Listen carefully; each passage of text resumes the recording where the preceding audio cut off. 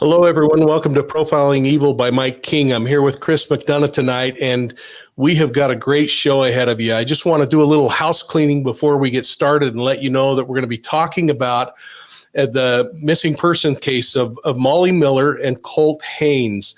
Now, this is an amazing case that was brought to us by our friends over at Adventures with Purpose, and I'd like to just let all of you know that we have joined together with them. I want to just bring Jared and Sam and Dan on for a minute and welcome them and take a moment and just kind of lay out this amazing thing that's happened in our opinion. So Jared, Sam, Dan, how you doing? Doing well. Thanks for doing great. Yeah, it seems like forever since we saw you. Yeah, folks, we just barely left, and hopefully you were all there. We barely left Adventure with Purpose. We had enough time to dry off and get a new set of clothes on and start this next session. And we're probably not going to interrupt much as we go, but we want to just say to all of you, thank you so much for the support that you give Profiling Evil. And we appreciate all of those new members that are joining in tonight. We are so excited about that. And we appreciate all of the donations that might come forward. You guys are just amazing. But tonight is about a family that's really struggling. Frankly, it's two families, but we're going to hear from one side of that family. But first, I want to just take 1 minute and just say, Jared, how impressed we are with what you and Sam and Dan have done.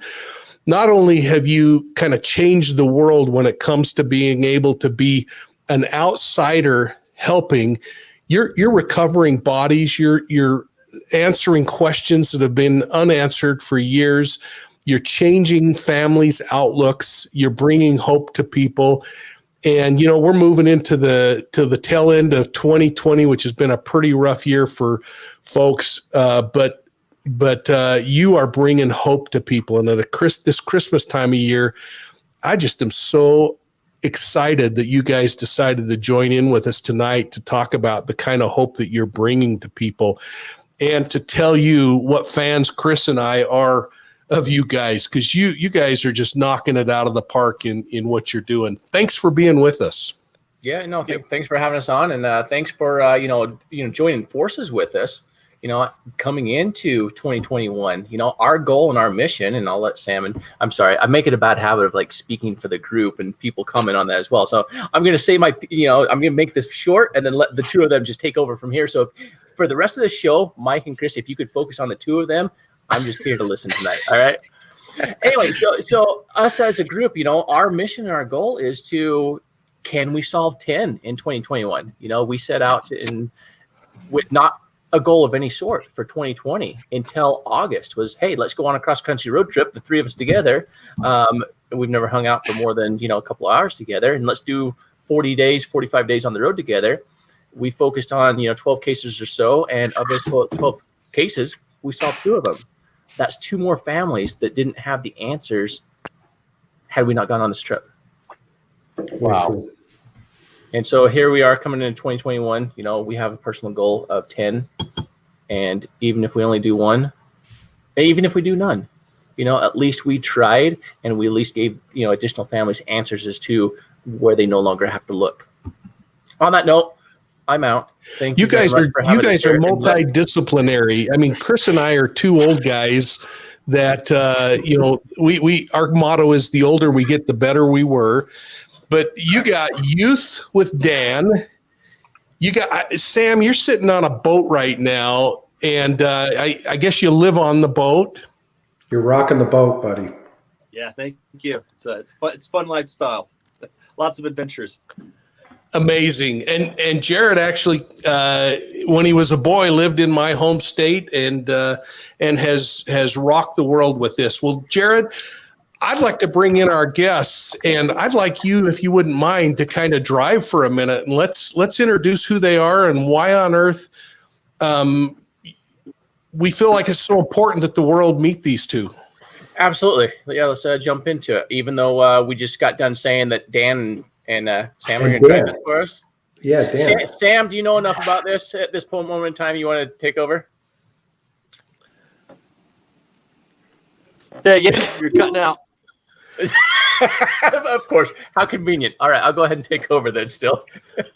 Tonight, we like I kind of mentioned earlier, we do want to jump in here with Profiling Evil here with Mike and Chris, as well as, what happened to Paula? She's gone. Oh, we'll get her back. Okay. And we've got Paula that's coming on, and Paula is, and she'll let me know as soon as she jumps back on, is either the aunt or the cousin of Molly Miller. And this is quite the case that was brought to our attention, to where we're dealing with a high-speed chase. We're dealing with a sheriff that called off the chase. We're dealing with the last person that, Molly and Colt were seen with was the cousin of the sheriff on a deserted road, a dead-end road, where this chase was called off. And we're dealing with a pond next to it that is now, luckily, it's owned by somebody else. So we do have access to actually go to Oklahoma in the coming month, and with the ability to search this pond.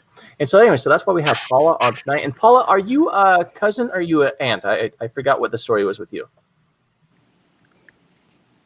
I'm Molly's cousin. Okay. Cousin. Okay. And then with this, and the reason why we reached out to Paula is because Paula seems to be, the speaker of the family. So we're really excited to be, to have her on and talking with her. But we're going to be meeting up with her in in Oklahoma. But we also have Jeff on tonight, who is from Oklahoma. He has, access to cadaver dogs, has a team of them. So he'll kind of give you a little bit of his background and story as well, because we're dealing with as most of you know, we really like to focus on stories that have vehicles that gives us a better chance that's going to be underwater for us to do better sonar search. But that's why we're bringing Jeff into this, because Jeff does have the cadaver dogs, because we have a lead as to a section, the northeast section of the pond, I think it is, or Moxie Pond, Moxie Lake, as to where, Molly and Colt might actually be. I'm really glad to see Jeff on the show with us tonight, because Chris and I have had the opportunity for years to work with cadaver dog teams. Jeff, could you help our listeners understand just how amazing these animals are, and the depth at which they can, did we lose? No, we got Jeff on. The depth at which they can actually still detect scent, human scent, and just kind of walk through the process that your training is for dogs in a water setting. Well, it all begins with trying to imprint the dog on on human remains. So we actually train the dogs on actual human remains that we get donated to us for educational purposes. Most of the time, we usually start with like a placenta or something like that. Somebody's having a baby, and tell the doctor, and the doctor says, "Yeah, I don't mind at all." So we usually start with stuff like that, and then over time we get our hands on stuff that people donated as educational purposes. So once we get the dog imprinted on human scent, we try to throw everything we can at them. We hide them in cars, hide them in walls. When we put them, we bury it 6 feet deep. We hang it off of trees. We do everything we can to get these dogs to, just literally confuse them and trying to figure out, throw any scenario that we could possibly throw at them that they're not going to encounter. When somebody tries to get rid of a body, they're going to do whatever they can. So we try to think out of the box, try to figure out ways that somebody would do that. That way the dog doesn't come across something that's never been trained on. So our dogs, the dogs that we have, we have several tests that we have to go through, and it takes about a year to get the dogs to pass their first certification, and then we move on to wilderness stuff. So all of our dogs are dual certified in urban search and rescue, which like tornadoes, earthquakes, bombings, things like that. And then we also have wilderness dogs. Our dogs can search 50 acres in less than 20 minutes and find a victim or find a piece of human remains. If it's the wilderness test is 4 different tests. One's buried, one's elevated, one's covered up, and I can't remember what the last one is. It's hanging off a tree. I'm sorry. So you have 20 minutes to find each section, and then it pretty much is that, like I said, we train for any kind of scenario. So the dogs pretty much know what they're doing. They usually find everything pretty quick. It usually doesn't take 20 minutes, 20, 30 minutes to do it.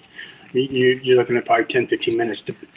And we use the wind in our favor, temperature of the day, things like that all go into effect whenever we start searching for things. So it's pretty That's neat. really interesting. Sam, have you guys used cadaver dogs before on some of your searches? No, not yet. I'm really looking forward to working with Jeff and catching up and how they work and how they operate. I think that's like phenomenal and absolutely fantastic.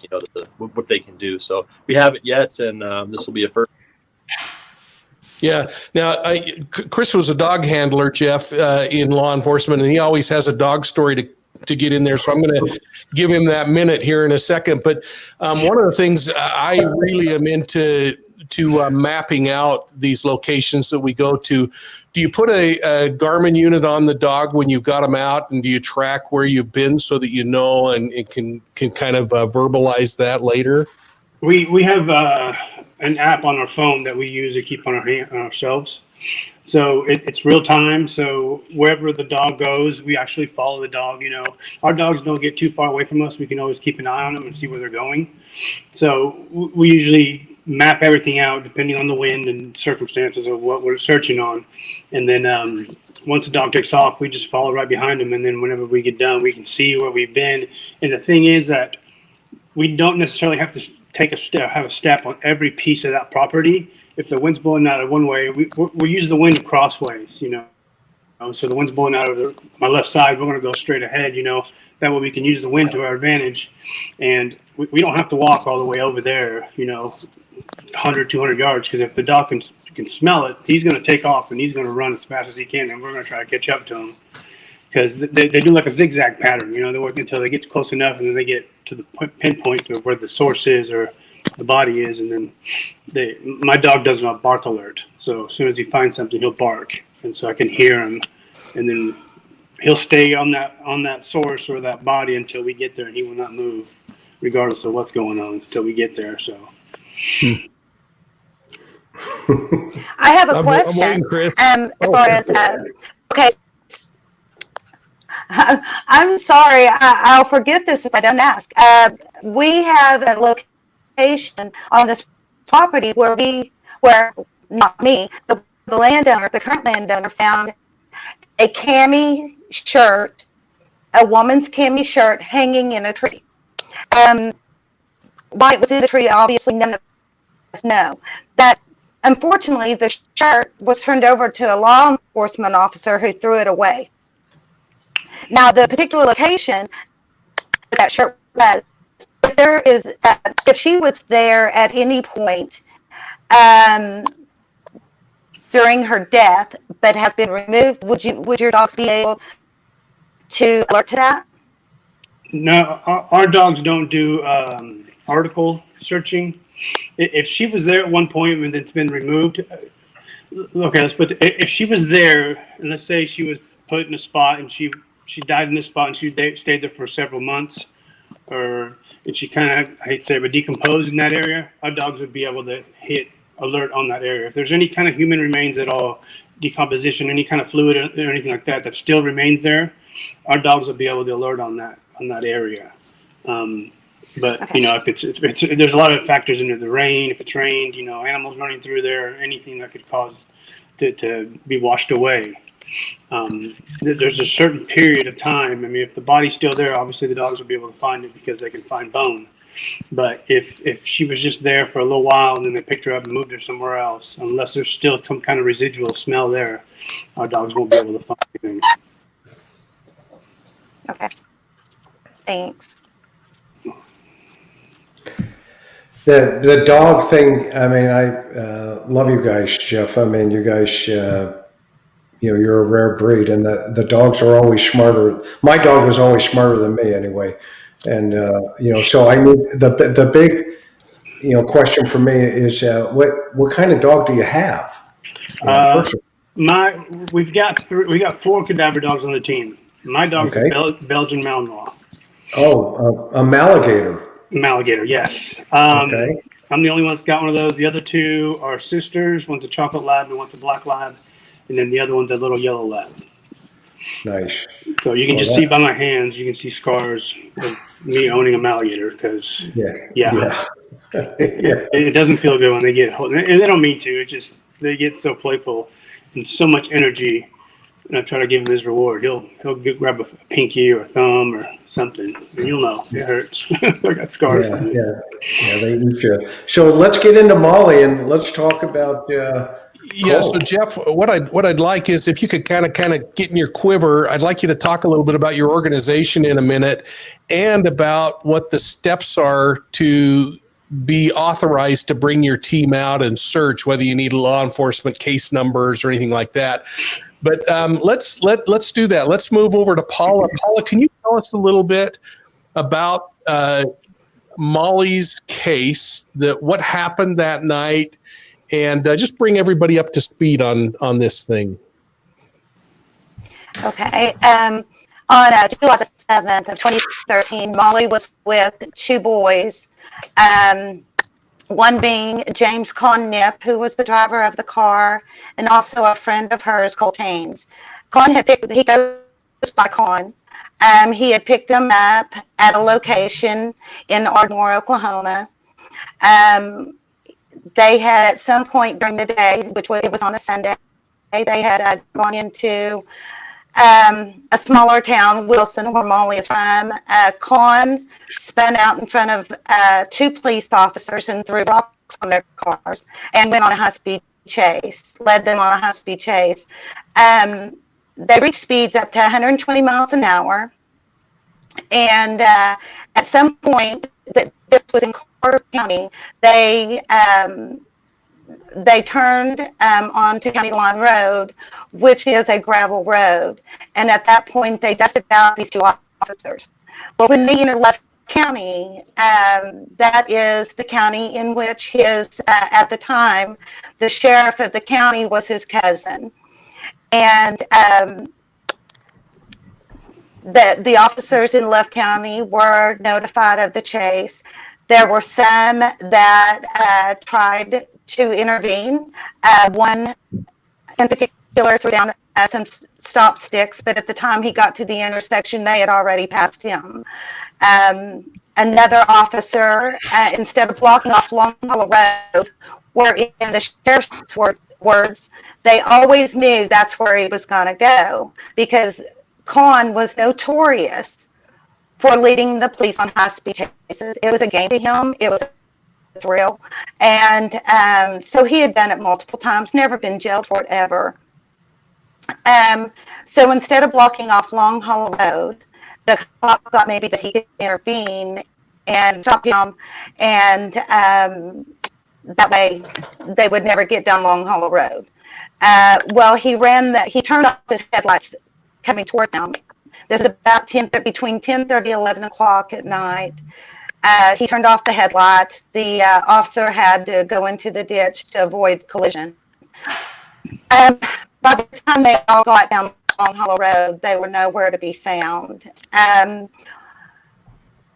Con was notorious for the direction that he went. It's all very backwoods. It's all very wooded. It's way out in the country. This is where his grandma and grandpa and his aunt and uncle all lived on this road. He knew that was his safe haven. That's why he always went there. This is 2 weeks prior to Molly's disappearance, he had stolen a car, took it on a high-speed chase, ended up in this same location. So this was his MO. So Paula, let me stop you there. Let me stop you there for a moment, if I can. Your phone is just bad enough that we're losing some of what you're saying. I want to just repeat what I think I understand. And Jared, if you can fill in the blanks, having had conversation. So what happened is Molly and her boyfriend, Bryce, got into a vehicle Colt. with a fellow. I'm sorry? Colt Haynes. Haynes, I'm sorry. I have to tell you, one of the police officers that I knew named Bryce Haynes, who was murdered on the job, I got the two confused. So in his memory, I'll just make sure I clarify that it was Bryce Haynes that I was thinking of when I said that. So Colt and Molly get into a vehicle with a guy whose nickname is Con. He has a background of evading police, and he actually starts driving recklessly, throwing gravel all over a couple of police vehicles. And that turns into a high-speed chase that reaches speeds into the 120 mile an hour range. The chase goes on long enough that they actually cross from one county into another, correct? That's correct. And I just want to pause for a moment there to just address one thing that was brought up that I read about that I thought was interesting, Jared, and that was the discussion that the sheriff called off the chase. That is not uncommon. Law enforcement has to weigh the value of a high-speed chase where there's a high probability, speeds like 100 miles an hour, that if there was a collision, that people could die from that, against the infraction that started the chase. So it's not uncommon to see a law enforcement leader get on the radio and tell the officers that are pursuing to terminate the chase. It's frustrating when you're the officer that's pursuing, because you want to, it's like Jeff's dog with a scent, man. You want to catch that person, and wisdom steps in and says, this is too high of a liability and too much risk. Chris, any thought on that? I mean, I agree with that. And then this sounds like Dukes of Hazzard, and where Mr. Khan here may have some cover fire with his cousin, the sheriff up there, and he is brazen enough to just blast rocks, like you said, Mike and guys, all over the county police cars.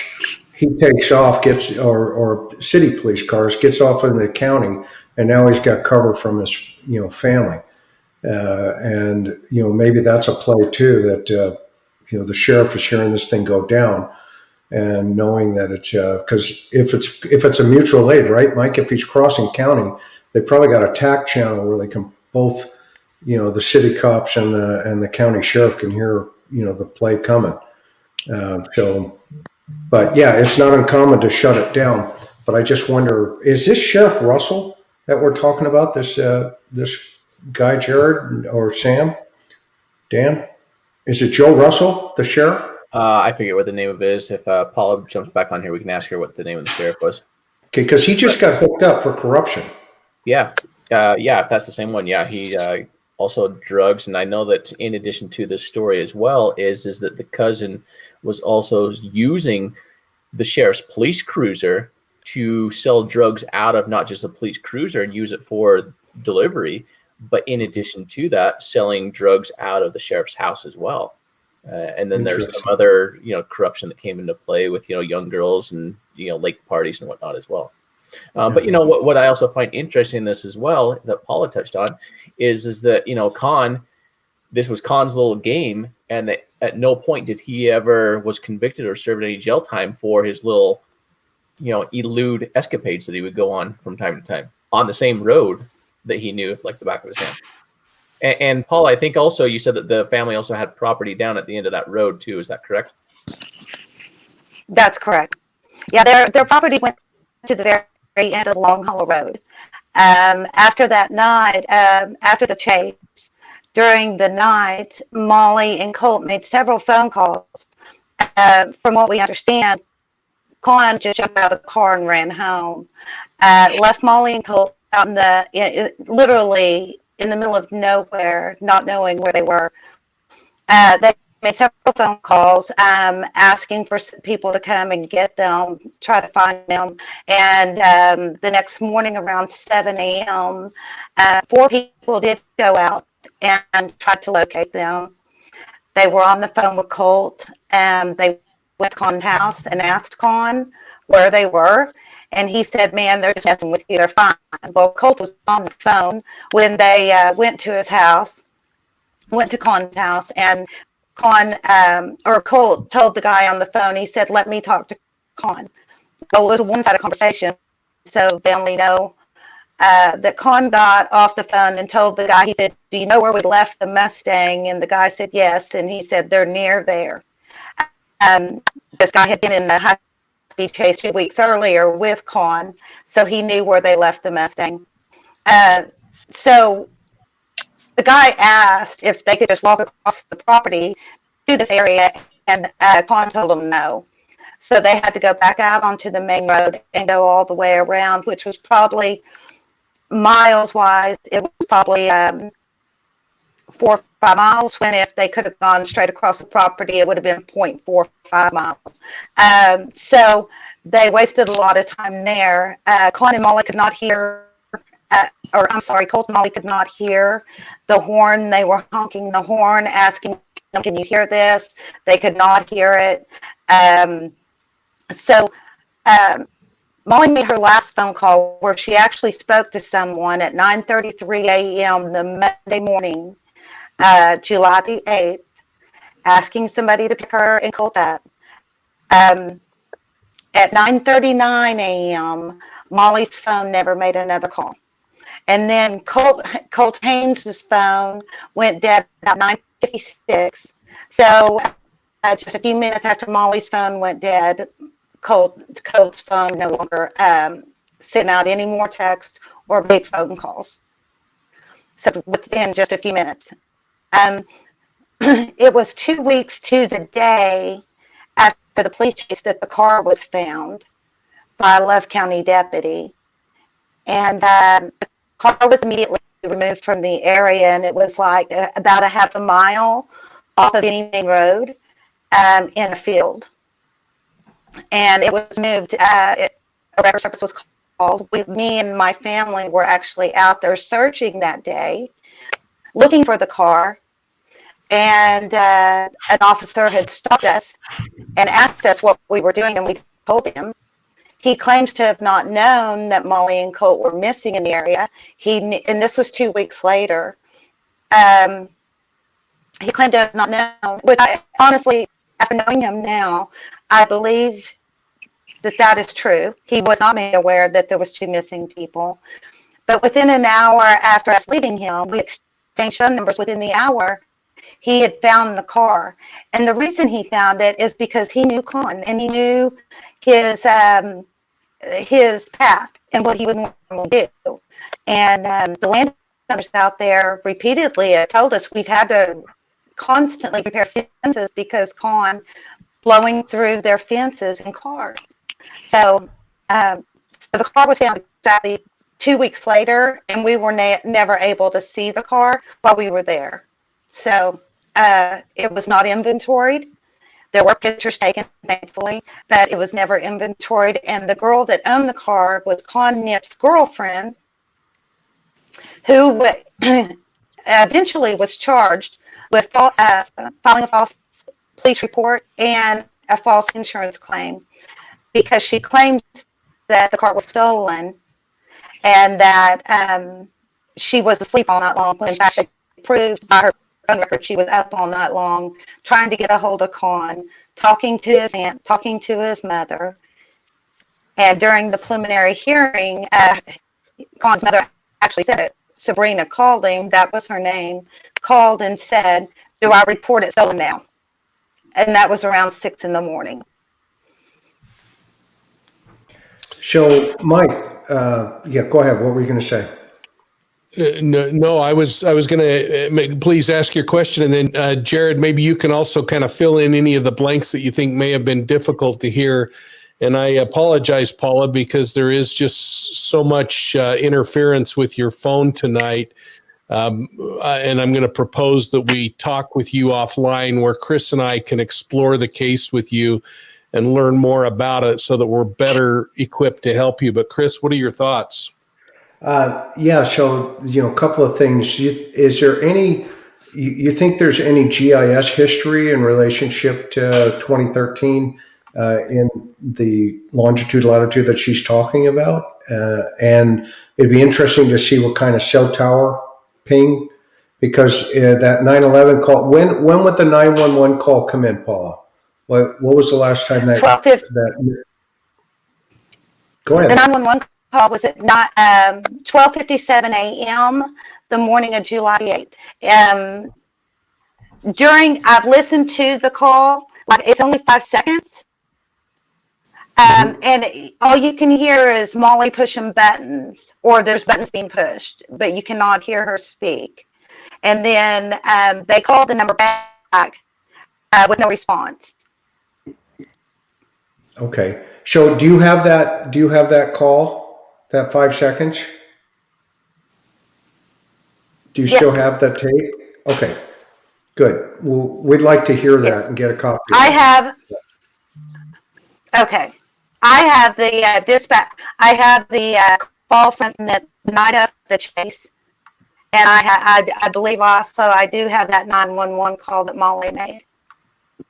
Okay. I also have the location where we're searching. There was a 911 call, that dial call made from that location. Yeah. Any of that phone information would be good for Mike to do his thing. And you'll see the results. Yeah. So, Jared, Okay, can you fill in great. some blanks based on your other conversations with Paula, specifically around as the chase comes to a conclusion? What do we know about the abandonment of the car by Khan, and what we know about what happens to the people that were traveling in the vehicle with him? Beyond this, I don't know any more than that. What I'm focused in on is, when I come into these, it's a matter of what do we think the last location is, and then we kind of look at that, and then we spread out from there if we don't succeed at that first location. So, I know that our viewers keep asking for more of this background history, and what can we get, from the backstory. And so that's why I'm really appreciative, for being here this evening, that we're getting more of this that we can share with our viewers. Because for us, our time is limited as we're traveling on the road. We come in with a mission for the day, maybe 2 days, and then we have to move on to the next one, that we've gathered enough information that then we can open up this open source investigation and talk about it more, and then possibly go back and solve it if we didn't solve it the first time. So that's really the angle that we come into it as, for our team. So like I said, we're really happy to be here with you tonight. But I do want to ask you about one thing that I just brought up over here that I remembered when we were down on the Natalie Jones case. I was told about this website. Have you guys ever used, and this might be a good thing to actually use this on this case, but have you guys ever used planet.com? Have you heard of it before? And the reason why I bring this one up is because supposedly, and I don't know how far back it goes, and I think it was like 2012, but this will actually not just Google Earth that they update so often, but this actually updates twice a day, around the world. And are we able to use planet.com and, get an account to it, if you guys don't already have one, that we can start looking at when was this car here? When was it moved? And, at what point did this car show up? And are we able to actually catch anybody else? Was there another individual there? Where were people walking at that moment in time that these cameras just happened to pick up and catch somebody on camera? Yeah, we would really like to explore that with you offline, Jared, and talk about that and how it would interface with the GIS that we currently use. Chris is right, and there's some real challenges when you look at cell phone pings, especially in rural areas. The actual certainty range where a person could be identified as being gets pretty darn big. So I guess my question for you, Paula, is do you have access to as a family member, any of the police reports? What kind of information do you have available to you right now on the case? I do have actually quite a bit. I do have the police reports. I do have copies of the 911 call, the 911 call, and the police chase the night of. I also have a lot of the audio interviews that were done over the course of the 7 years. So I actually have a Dropbox that I can send you with a lot of information. That would be great. And Jared, what we would want to do is have some one-on-one time with Paula and other people who might have information, get the names of people that we can interview. We'll want to review those reports, Paula. So we'll work through all of those logistics later. What I'd like to do, if we could, Jared, if you, Sam, and Dan are comfortable with this, let's look a little bit at what Jeff would, as a handler, think would be the most important areas to start to isolate, because it seems to me like we need to figure out if there was an event that left them unable to leave the scene. You're talking 10 hours or so that this couple have unobligated time on. They could have clearly walked some places if they were physically able to. So we need to start thinking about what, Jeff, you would start considering and what kind of information you would need to isolate where you'd want to search.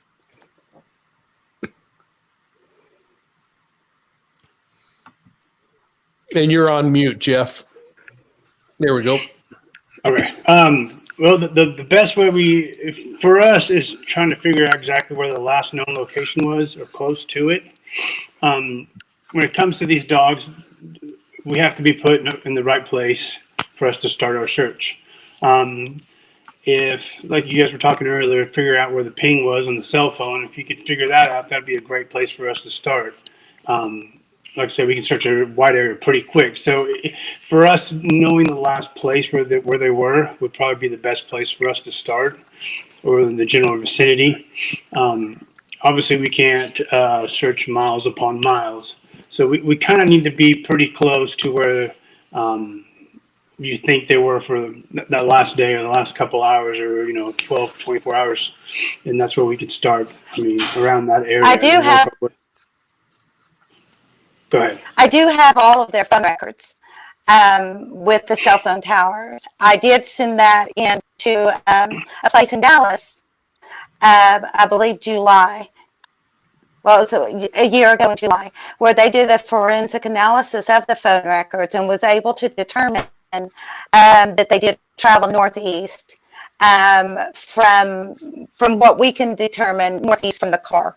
So they went because of the two towers that they were hitting. That's what they have determined. So we have a pretty good location of where they started out. Okay, that'd be the best bet. We're starting there. We're going to start. Yep. Because they Is that on property that you have access to, though, or is it land owned by Khan's family? We do have, no, it is not property that is owned by them. We do have access to the property. Great.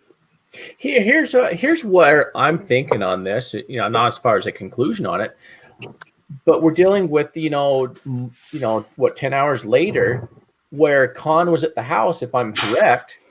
So Khan did not have control over them, and that the two of them had been making phone calls to be picked up, and they didn't know where they were at. But the two of them did not appear to be, from what I'm hearing, in any type of danger at this moment in time. And the two of them have been together the entire time. That's how it seems. Yeah, and I think, we can't we've got to keep on the plate still, Jared, to dovetail into your thought, guys, and tell me what you think as well, Sam, and Mike, and Dan. I mean, everybody, but this idea that, it's a high-speed chase, right? He's playing chicken with the cops, okay? He's got some, cover from, family, for lack of a better term, right? Maybe he spins out, gets into a traffic collision, okay? Maybe Colt or, Molly's injured, right? And he's like, you guys are on your own. I'm outie. And he takes off. Okay. And now, they're struggling to figure out, what direction I'm going. And because a lot of times, that disorientation, aspect, how was the vehicle discovered? Was it when they found it? Was there any evidence that he had gone in off of that road, at a high speed, or what's the take on that? Paula. The car had $18,000 worth of damage done to it, and Okay. it was mainly on the undercarriage of the car. The front bumper had come off, and the spoiler area underneath had come. But mainly the main damage was done to the undercarriage of the car, which totaled the car. And from my understanding, that car is still in storage in Oklahoma City, still being saved until something is done with this case. Okay. And so. And by the way, Colt Haynes was hurt, but he was hurt after the police chase. He told the people on the phone that he had fallen out of a tree. We don't know why he was in that tree, if he was maybe trying to get cell phone signal or get some kind of idea of where they may be. That doesn't sound likely to me, because the night that they went missing, there was no moon. So it was pitch black out there. So they couldn't have really been able to tell what they were. But he did break his ankle, from what the people that were out searching for him said that he had told them. So there's a report that he has a broken ankle? Yes. Okay. Out of the tree.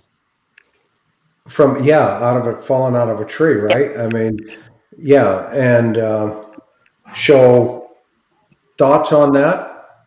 Anybody? My thoughts is, to me, just throwing it out there, I don't think that Con is involved, and I don't think the sheriff is involved. I think that the two of them, were friends with Con. They had this issue to where they destroyed the car, middle of the night, no moon. But, by 9 o'clock the next morning, when the phones are still working, they're lost at this moment in time. And I believe that they might just be in the woods somewhere. And exposure. I don't know what the temperature was that night, or, that day. 67 degrees. I looked it up. Okay. So yeah, it doesn't look like weather unless they got wet. But again, that's difficult to say. And what are the woods like there? Because, folks can get lost in the woods pretty easily. It's pretty hard to find folks in the woods. It's Oklahoma. It's pretty flat. What's it look like, Paula? Well, it's in areas it's pretty dense, and there's a lot of briars, but there's a lot of creek beds. The thought has been, if they were moving around, they could have very well fell into a creek bed. But we were out there so soon afterwards, we would have found them had they been left out there. They weren't left out there. There's no way. After all these years and the information we've obtained, Con Nip is very much involved. Sheriff is involved in the sense that I believe he's covered things up for them. There is a tip that came in. This might be important. They came in on July the 10th, which was 2 days after Molly's last phone call, that Molly was tied to a tree down at the end of Long Hollow Road. So the Love County officers got this tip, as well as Carter County officers also got this tip. When Carter County got to Long Hollow Road, the end of Long Hollow Road was being blocked off by Love County. I would say Long Hollow Road is probably 2.5, 3 miles long before you get to the dead end. The undersheriff was there, and he told the Carter County deputies that everything was fine. Con's down there babysitting his nephew. Joe's down there taking care of it. And we have another tip over here in North Love County. Let's go check that out.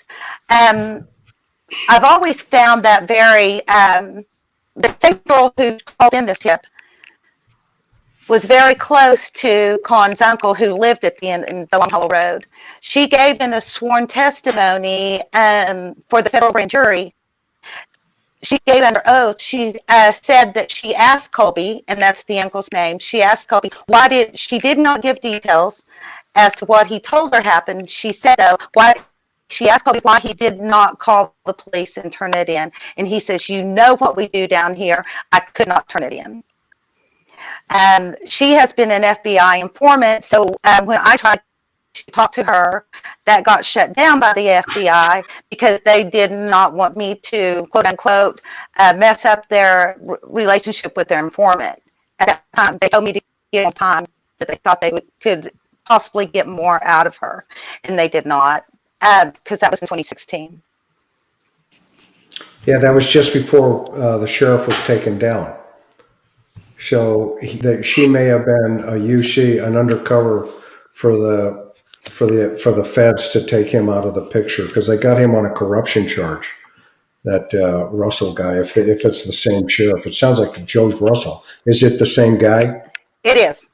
Yes. Yeah. So they took him down. So they probably didn't want to burn her because she potentially, and I'm not saying this is the case, but there's a high probability that she was the UC undercover working for the feds to take the sheriff out of the picture. So I am curious about one thing. You said Molly was tied to a tree, but do you have access to the tapes from the officers who were actually in the pursuit, who were calling the pursuit to dispatch? Do you have those tapes? For the day that they called in that she was tied to a tree? No. I'm going to get to that. I'm going to, yeah, the pursuit, when he throws the dirt all over the cops' cars and takes off, and they're on the radio calling this pursuit out. Do you have those tapes? Yes. Okay. And when does the sheriff's department, do you have the sheriff's department tapes as well for that pursuit? Yes. Okay. Good. Can we Are you trying to get out when he called off the go?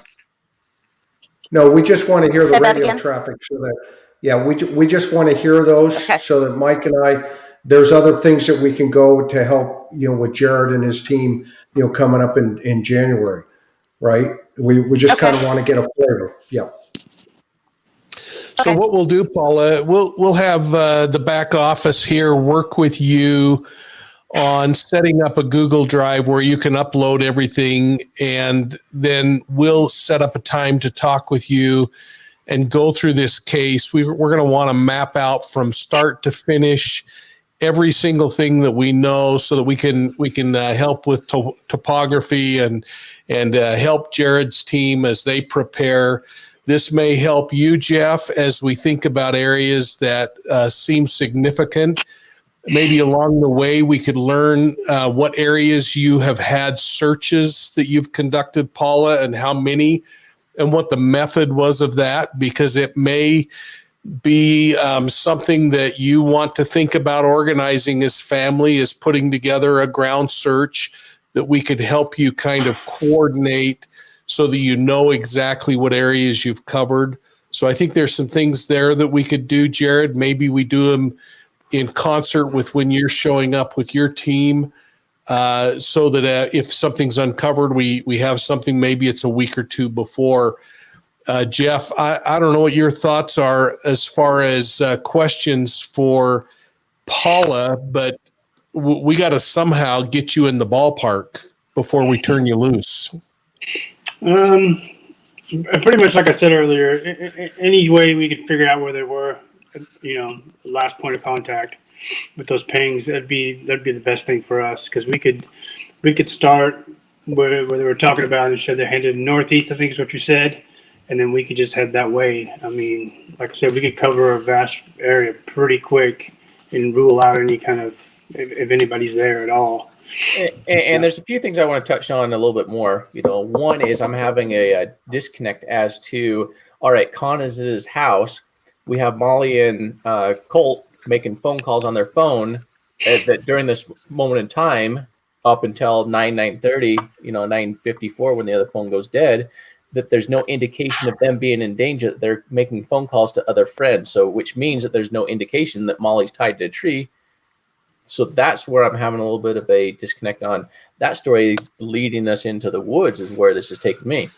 But I do want to touch on, my initial conversation with you, Paula, is the focus on a section of Moxie Lake, and what is the significance of that we want to, initially, that's why we got a hold of Jeff as well, to let us know, hey, do we have human remains sent down here at this section of the lake? And is it something that we need to focus on as well? And why would they have ended up in the water over there?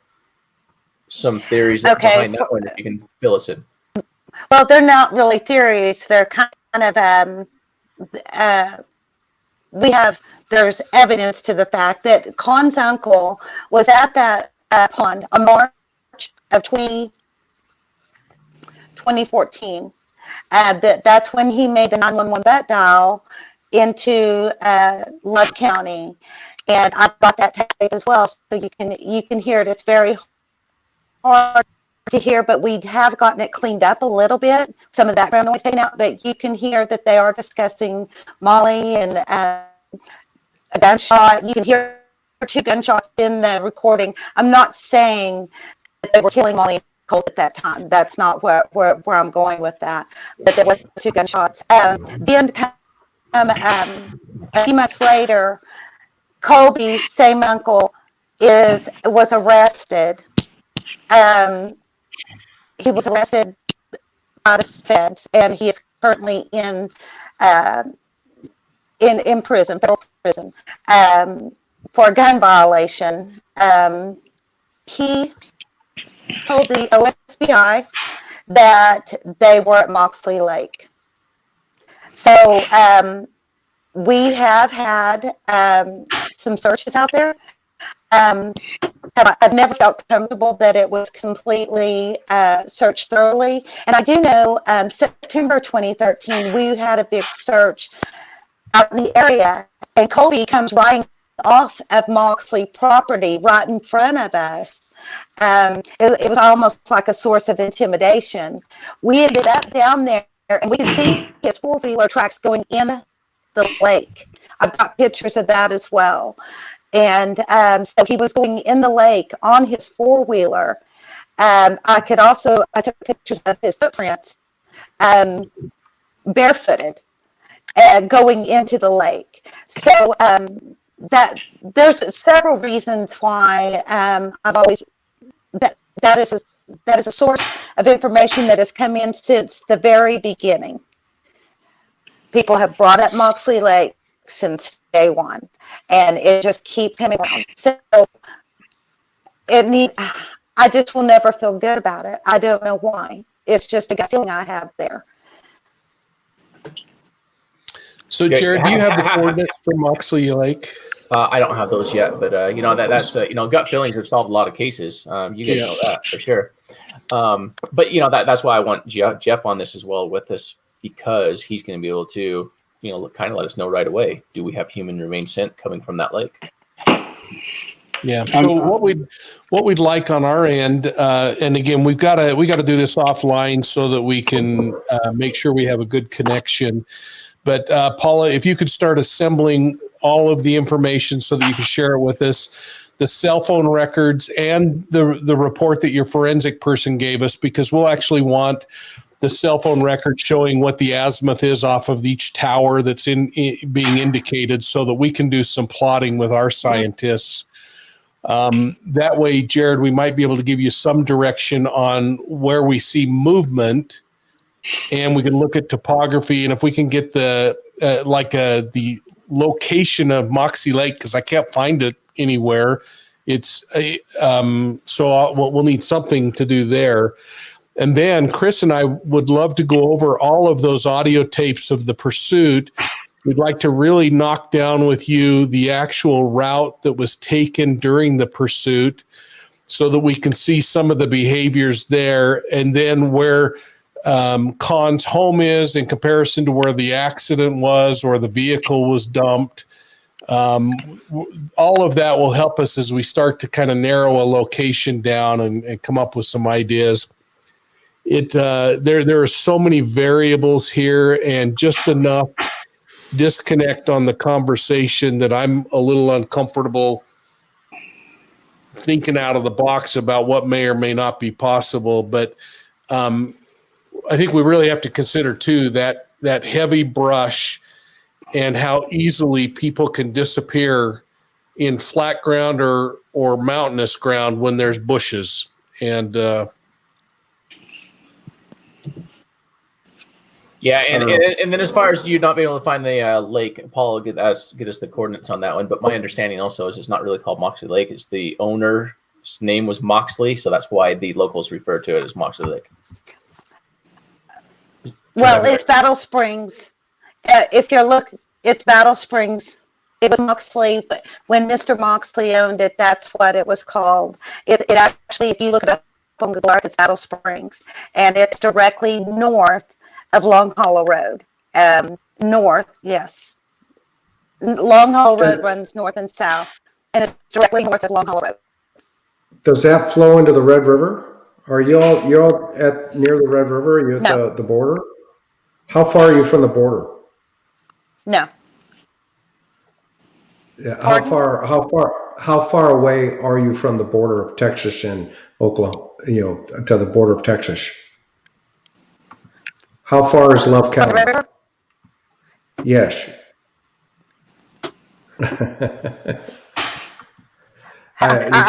It's cutting out really bad. Not a problem. How distance between A commenter says 75 miles. So thank you. Got it. Sorry. No, you're fine. You should see me drive. So I don't know. Why don't we take it around the horn, and we'll start with Dan. Dan, you got any questions or anything that we should cover here? No, like you kind of said, Mike, the combination of this being a very complex case along with the disconnect in audio, I'm definitely a little bit at the point where I don't want to form a conclusion, as I don't feel educated enough on everything involved with the case. There's so many factors, and I still feel fairly new to everything that's going on in the case. But yeah, I'm really excited to get going on this one. All right. Sam. Yeah, you guys, where you're at, do you guys have wild hogs in your area? I was just getting ready to Yeah. say. I didn't hear what you said. Yes, Yes. I think she There are said wild yes. hogs in the area. Yes. I can't really hear her, but yeah. So I don't know. That's just it's just kind of where my mind went. Maybe a thing that hogs sometimes they find a body, they'll clean it up. I'm not saying that is the case, but just something that just kind of popped in the back of my mind. Like Dan said, I really don't have enough information for this. I'm looking forward to delving in deeper. But when I start thinking people missing, I start thinking about what was the environment like, what kind of creatures were in the area, what kind of natural circumstances could cause a body to disappear, get decompose, or perhaps get. So just kind of where my mind. Yeah. Excellent question. Jared. Well, let's hang on to Jared. Jeff, anything? Yeah. One thing I was wondering is the area that we could be potentially searching, is that Love County or is that a different county? It is. So, yeah, Love and County? I found it here. Tell me if you can see this on the screen. Yeah, it's up, Mike. Yeah, we can see it. All right. So this That cursor. I'm sorry. Go ahead, Paula. I was going to say you had that cursor almost directly over Moxley Lake. Yeah. I think I found it. So, Jared, right here is Moxley Lake, and so I think we now know exactly where it is. We'll be able to, if we can go in and break down the actual location of the pursuit. I think we're going to be able to give some clarity here. I'm just going to pull this off. So it's right west of Overbrook when you're looking on your maps and doing your thing, if that helps you. Yeah. So we have the location of the pursuit. We have the location of where the car was found that we need. We need the location of Khan's house and where the four-wheeler tracks were. And then I believe that Paula also said the southeast corner to search, or was it northeast corner? Is that where the four-wheeler North. tracks were at that we're talking about? Yes, on the northwest. Northwest. Okay. So we'll get all those coordinates that we'll have you work with Chris and Mike on that one, so we can lay it all out, and that way that information can be passed over to Jeff and I, so we can focus on that while we're there. Okay. The reason I was asking is, and you mentioned this earlier, Mike, about the law enforcement down there usually has to call and request, dogs or whatever to come down and assist, just in case we do find something. Like I said, the only reason I was asking is because if we do find something, is the Love County sheriffs, are they going to be more than helpful, helping us out, figuring this out, trying to, with investigations, what I'm trying to say, are they going to try to interfere with it like in the past, or, They won't. No, there isn't a sheriff in Love County. I think he would be more than gracious and helpful. So I don't think that will be an issue at all. Okay, and then certain areas that are owned by that family, are they gonna allow us to search if we need to? No, the NIPS will not allow you on their property. Okay. They've made that very clear. Okay, that's to me. I've been doing this for 12 years, and when somebody doesn't let you on their property for whatever reason, it's kind of odd. Some people are just real, skittish about letting anybody on their land, but if they're trying to hide something and it all ties in together, it's kind of weird that they wouldn't let us just go on there and just clear it and make sure nothing's on there. But you just got do what you can. Well, when the OSBI opened up the homicide investigation, it was July the 8th or 9th of 2014, based on some information given by an inmate at Love County Jail, who is a very good friend of Con Nips, and he had told the FBI, the U.S. Marshals, and the OSBI that he had helped bury them both, and he told them that they were buried on the Nip land. They were able to receive a warrant for a very specific location on the Nip property. It was just for a very specific location, and not the entire property. When they got this young man out there, he back out the story. He said that he was lying about it all, and of course, none of us believed that. The FBI actually told me recently that should have been looked into a lot further, and he should have been held accountable for giving this information. And maybe he would have finally owned up. But they think, well, what they think is neither here nor there. But. Yeah. Jared, any thoughts? I just got one more text from somebody that's familiar with Oklahoma as well, just to add to the wild boar theory.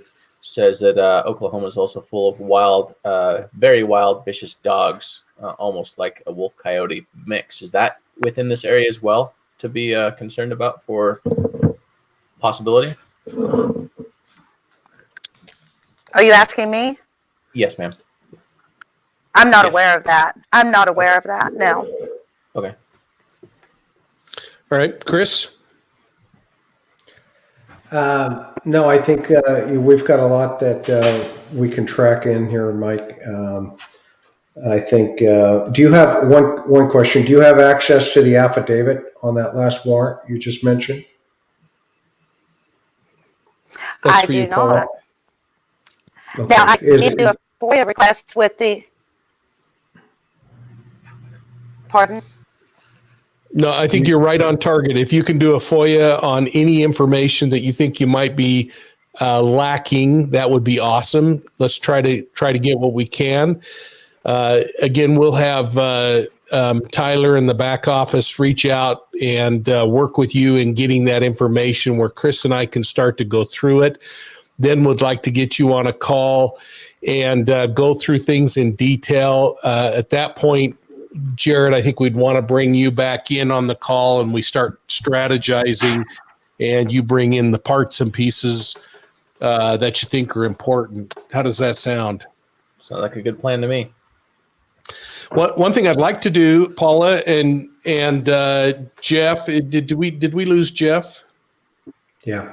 Maybe so for a moment. How would you all feel about fielding a few questions from our listeners right now? And you can pass on any of them. You can say, "Oh, I'm not ready to answer that right now."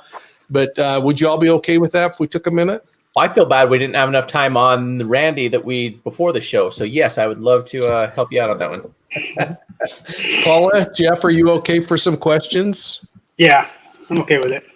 So, folks, the back office will put them up, and I want to thank our mods who have been working so hard today. I want to thank all the people from Adventures with Purpose who have come over and joined up. Please hit the subscribe button and ring the bell so that you get updates and you continue to get updates on this. We are so excited about the chance that we have now to work more closely with Adventures with Purpose, add an investigative mind to the things that they're doing, boots on the ground in the field. Let's bring up a couple of those questions. I saw a couple that already bounced past, but let's start with John Noblet, who said, do any of these people own tractors or backhoes? Paula, will give that to you. We're in farm country, so I'll let you answer it. Well, I don't know whether they own the backhoe or not, but I do know 2 days after Molly went missing, they did do that was in August. They did do a flyover over the property, and they did did see a backhoe on the property. Okay. From Four Corners report to Jeff, can the dogs hit on water? ID the bodies are still gassing. So kind of talk through at what point of decomposition does the body need to be in for the dog to be able to do something, and how long? We lost Jeff, it looks like. So Yeah. let's bring that one back. And I think there was another question that popped up just a moment ago. If we could get that up here, and we'll get Jeff back in the mix. Looks like he's coming. Well, maybe not. Let's see here. How about, why is it thought that she was tied to a tree? Paula, do you have anything to add to that? Well, the girl that had told this information to law enforcement was very good friends with Uncle Kobe. And Colby lived at the end of Long Hollow Road. She was claiming that Molly was tied to a tree at the end of Long Hollow Road. So we assumed she got her information from him.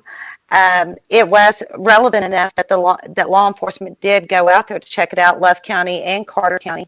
Molly's uncle also drove out there. And they refused to let him go down the road as well, and basically told him the same thing, that Joe Russell was down there, and that Con was just down there babysitting his nephew. Everything's fine, and sent him about his way. Has Con ever taken a polygraph, or has he been interrogated on this case? He has never taken a polygraph. I do know about 3 years ago, while he was in prison, to Love County, the sheriff of Love County and a deputy went and spoke to Con. I don't know the extent of the information that they had received. I can talk to you a little more about that offline, but not on this.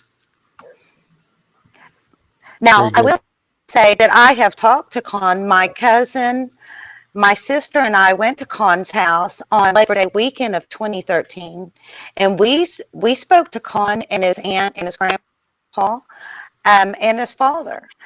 And Con denied even being with them that night. And when we told him that we knew he was lying, that we actually said, we know she's dead, Con, just tell us where she's at. And He told us, literally, these are his exact words, I don't want to go to jail. And he teared up a little bit.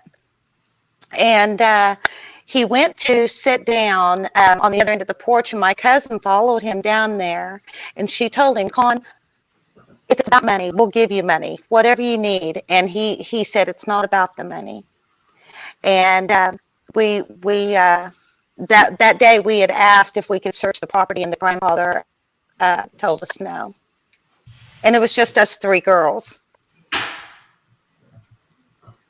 Have you been back to talk to him?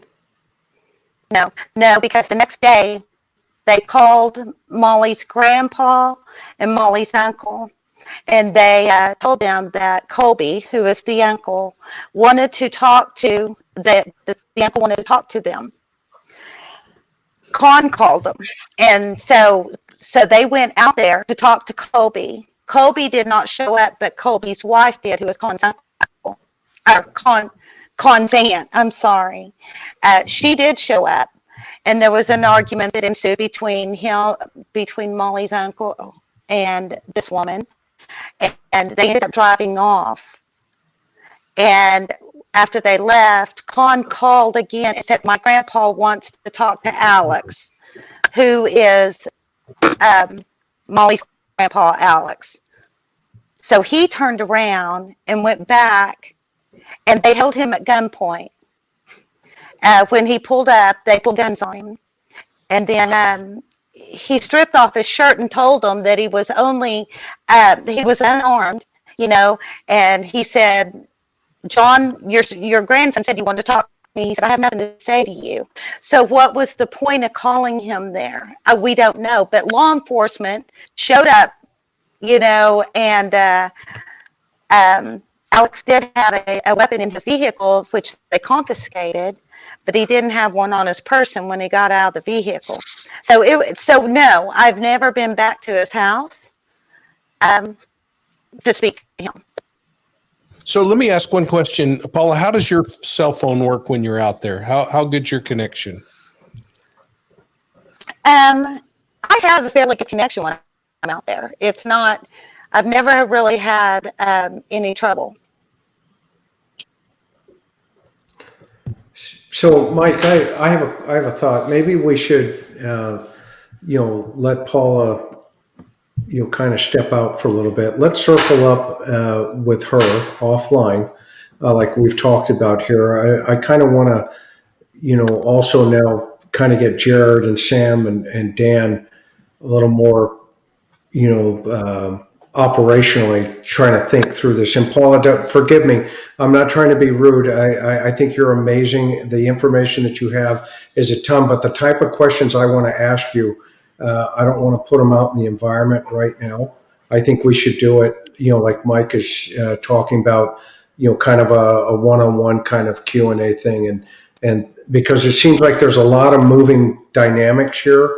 And it's, I also don't want to miss the opportunity to have some of the operational aspects of this search, coming up without all of us kind of being on the call. So does that make sense to you? Is that okay if we kind of circle up here for a little bit?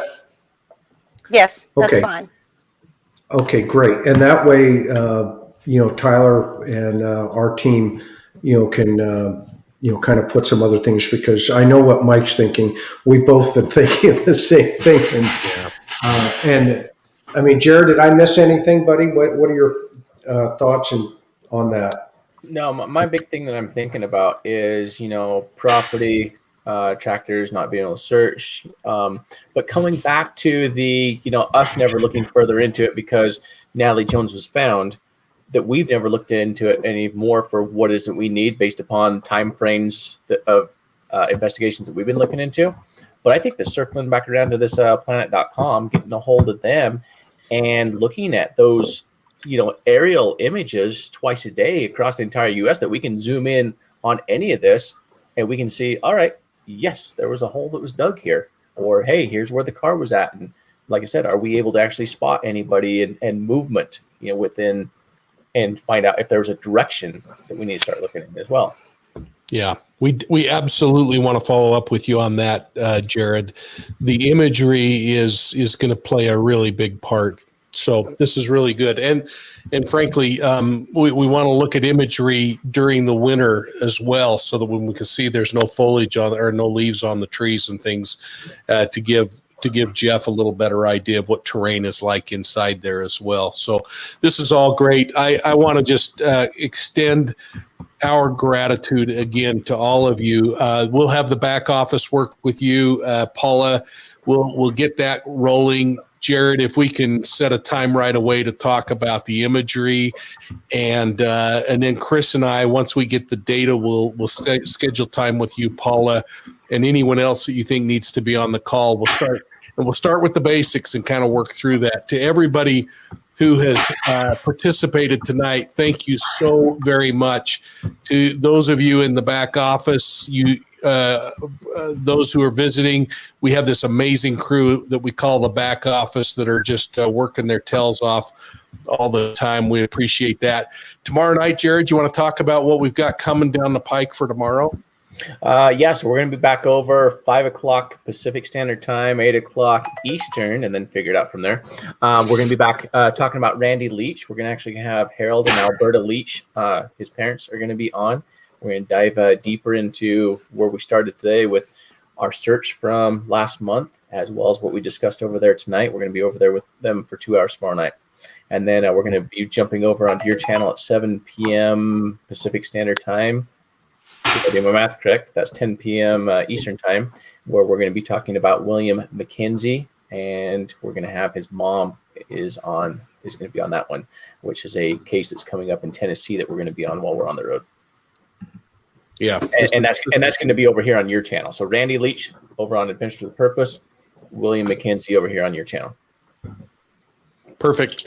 Until then, folks, thanks for everything that you do to support us. We appreciate it. We look forward to having you all on Adventure with Purpose tomorrow. So to everyone who is a member of the Profiling Evil family, please subscribe to their channel and ring the bell. And for those of you visiting us from Adventure with Purpose, please join us. We love having the family grow. To Chris, thanks so much. Dan, Sam, Jared, I mean, you guys are amazing. And Paula, we're going to have better audio the next time we get together with you, and we'll be able to paint a much nicer picture for everybody of this entire case from start to finish, with a strategy that's put into place so that Jared's team hits the ground running full blast. To everybody, thanks so much. Have a great evening. I hope your holidays are going well and that you're bulletproof in your houses during the holidays. Remember, there are people out there trying to steal. So be wise and be safe, and we'll talk to you tomorrow night. Thanks, Chris. Thanks, Mike. Amazing. Thank you, guys. Thank you. Thanks, Paula, for being Thank on. Thanks. Paula. And hey, I appreciate congratulations, real quick, on 40,000 subscribers. We did it. Awesome. Yeah, you guys did it. Yeah. You did it. Thanks to you. Thank you. All right, Sam, love the boat, man. Love the boat. All right. Oh, Good night, thank guys. Good night. Thank you. Thank you, guys. Appreciate you very much. Yeah, bye-bye.